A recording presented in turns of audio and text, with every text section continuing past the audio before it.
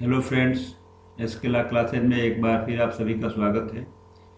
Constitution पे हमारी चर्चा जारी है और आज हम डिस्कस करने वाले हैं right to life and personal liberty के बारे में। तो शुरू करते हैं हम अपने विषय को और देखते हैं कि कॉन्स्टिट्यूशन में right to life and personal liberty यानी प्राण और दैहिक स्वतंत्रता के बारे में लेकर संविधान में क्या व्यवस्था है, जो इस चीज़ के बारे में प्रोविजन आर्टिकल 21 में मेंशन किया गया है।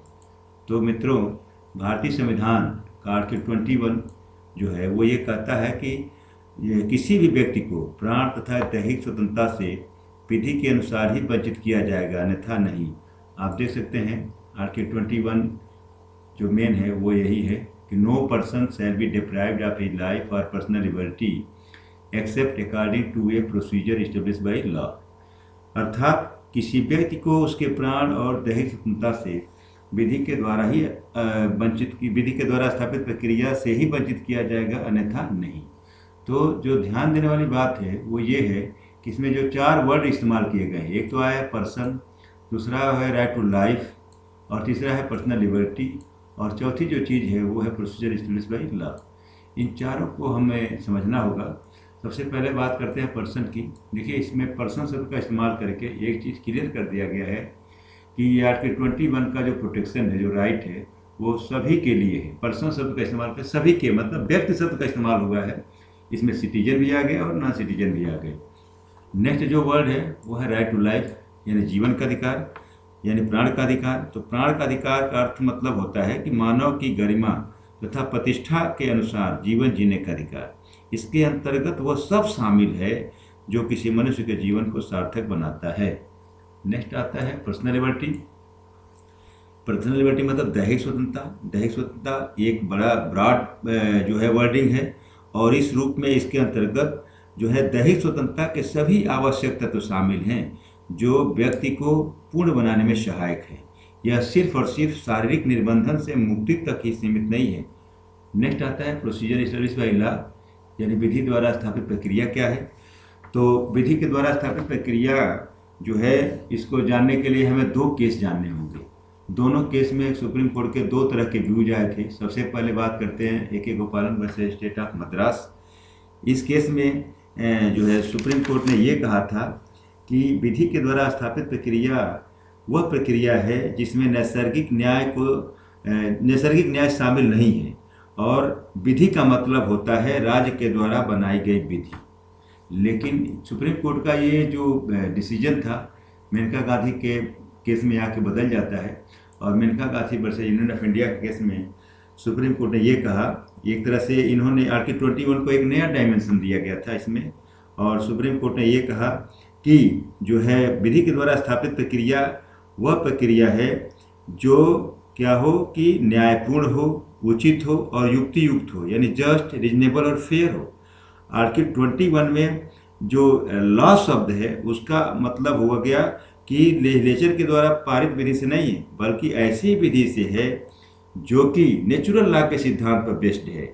इस प्रकार मेनका गांधी के मामले में AK गोपालन के निर्णय को पूर्ण रूप से खारिज कर उच्चतम न्यायालय ने 21 को एक नया आयाम प्रदान किया। कुल मिलाकर AK गोपालन में जो है विधायिका के विधि को माना गया था विधि, और उसके प्रक्रिया को माना गया था प्रक्रिया, जबकि मेनका गांधी केस में नेचुरल लॉ को लॉ माना गया, और नेचुरल लॉ के द्वारा जो प्रक्रिया बनाई जाती है उसी प्रक्रिया को उचित प्रक्रिया माना गया था।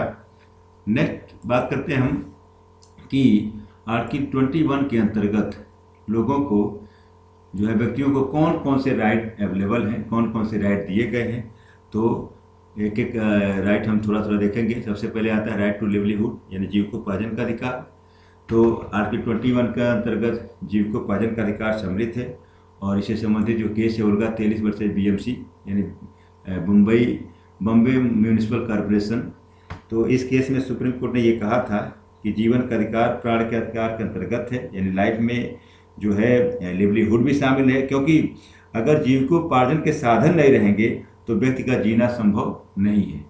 नेक्स्ट आता है राइट टू मेडिकल एड, यानी चिकित्सा सहायता का अधिकार।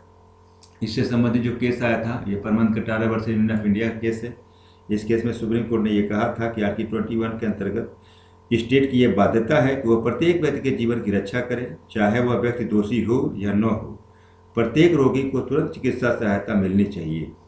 नेक्स्ट आता है राइट टू एजुकेशन, शिक्षा का अधिकार। शिक्षा का अधिकार जो है आर्टिकल 21 के अंतर से गवर्न होता था, लेकिन आज के डेट में शिक्षा के लिए एक अलग से प्रोविजन बन गया है 21A। ये केस है Unni Krishnan versus state of Andhra Pradesh. यही वो केस है जिसमें डिसीजन दिया गया था कि शिक्षा का अधिकार जो है फंडामेंटल राइट है, और उसको पूरा करने के लिए जो है पार्लियामेंट ने 86वां अमेंडमेंट हुआ था 2002 में, और एक नया आर्टिकल जोड़ा गया था 21A, एक पर्टिकुलर स्पेसिफिक प्रोविजन बना एजुकेशन को लेके। तो नेक्स्ट आता है आपका राइट टू प्राइवेसी यानी एकांतता का अधिकार। Mister x versus hospital Z, ये इस पर फेमस केस है, और इस केस में ये कहा गया था कि आर्टिकल 21 के तहत जो राइट है, जो एकांतता का अधिकार है, वो एब्सोल्यूट नहीं है, और उस पर जो है स्वास्थ्य तथा माइनॉरिटी या मोरालिटी के आधार पर रिस्ट्रिक्शन लगाया जा सकता है। नेक्स्ट आता है public health and right to an environmental conservation, यानी लोक स्वास्थ्य और पर्यावरण का अधिकार। इससे संबंधित जो केस है वो है MC Mehta versus union of India. इस केस में सुप्रीम कोर्ट ने यह कहा था कि अनुच्छेद आर्टिकल 21 में लोक स्वास्थ्य एवं पर्यावरण का अधिकार शामिल है। नेक्स्ट आता है राइट टू ट्रैवल अब्रॉड यानी विदेश भ्रमण का अधिकार। इससे संबंधित जो केस है, ये दोनों केस हैं, Satwant Singh versus assistant passport authority new Delhi, और दूसरा केस है Maneka Gandhi versus union of India. इन दोनों ही केस में ये कहा गया था कि जो है पर्सनल लिबर्टी में इच्छानुसार कहीं भी कभी भी जाने का अधिकार शामिल है, जिसमें विदेश भ्रमण भी सम्मिलित है। नेक्स्ट आता है राइट टू स्पीडी ट्रायल यानी त्वरित विचारण का अधिकार। इससे संबंधित जो केस है ये हुस्न खातून वर्सेस स्टेट ऑफ बिहार। इस केस में ये कहा गया था कि शीघ्र परीक्षण यानी स्पीडी ट्रायल जो है वो निःशुल्क विधिक सहायता तथा स्पीडी ट्रायल दोनों ही आर्टिकल 21 में शामिल हैं, और स्टेट को इसे फुलफिल करना चाहिए। नेक्स्ट जो आता है वो है protection against illegal arrest, detention and custodial death. देखिए यहाँ तीन बातें कही गई। एक तो इलीगल अरेस्ट यानी अवैध गिरफ्तारी, डिटेंशन निरोध, और कस्टोडियल डेथ यानी जो है पुलिस अभिरक्षा में जो डेथ हो जाता है, जो जेल में डेथ हो जाता है, उसके विरुद्ध हमें क्या क्या राइट है। तो उसके लिए दो केसेज हैं। पहला केस आया था Nilabati Behera versus state of Orissa. इस केस में ये कहा गया था कि पुलिस अभिरक्षा में गिरफ्तार व्यक्ति तथा जेल में कैदियों की रक्षा करना राज्य का कर्तव्य है, और अगर राज्य ऐसा करने में अपने को असमर्थ पाता है तो पीड़ित को या उसके परिवार को कंपनसेशन देना होगा। नेक्स्ट जो है DK बसु का केस, ये केस जो है इस बात के लिए फेमस है कि इस केस में कोर्ट के द्वारा गिरफ्तारी के लिए ढेर सारे मार्गदर्शक सिद्धांत प्रतिपादित किए गए थे। इस केस को इसी नाम से जाना जाता है। नेक्स्ट आता है आपका प्रिवेंशन ऑफ सेक्सुअल हरासमेंट यानी जो है यौन उत्पीड़न से संरक्षण। इससे संबंधित जो केस है Vishakha versus state of Rajasthan. इस केस में सुप्रीम कोर्ट ने ये कहा था कि जो वर्किंग प्लेस है वहाँ पे महिलाओं की सुरक्षा की पूरी व्यवस्था की जानी चाहिए, और उनके साथ किसी भी तरह का इस तरह का हरासमेंट न हो, इसके लिए पर्याप्त सावधानी बरतनी चाहिए। नेक्स्ट आता है राइट अगेंस्ट डिले एग्जीक्यूशन यानी जो है निष्पादन में विलंब के विरुद्ध अधिकार। जो संबंधित केस है वो है Madhu Mehta versus union of India. इसमें सुप्रीम कोर्ट ने कहा है कि जो क्रिमिनल मैटर होते हैं, जो आपराधिक मामले होते हैं, उसमें जो है शीघ्र परीक्षण होना चाहिए, और ये आर्टिकल 21 का एसेंशियल है। यह सिद्धांत क्षमादान याचिका पर भी लागू होता है। मतलब जो है ट्रायल तो शीघ्र होना ही चाहिए, और अगर क्षमादान में मामला है, मर्सी अपील हुआ है, तो वहाँ भी ये लागू होता है, उसमें भी जो है शीघ्रता होनी चाहिए। इस जहाज़ा हालांकि इस मामले में जो है राष्ट्रपति के पास क्षमादान याचिका लगभग 8 या 9 महीने से पड़ा हुआ था। तो इसी से इससे ये डिसीजन प्रेरित है। नेक्स्ट आता है पब्लिक हैंगिंग यानी जो है सार्वजनिक रूप से फांसी देने की बात।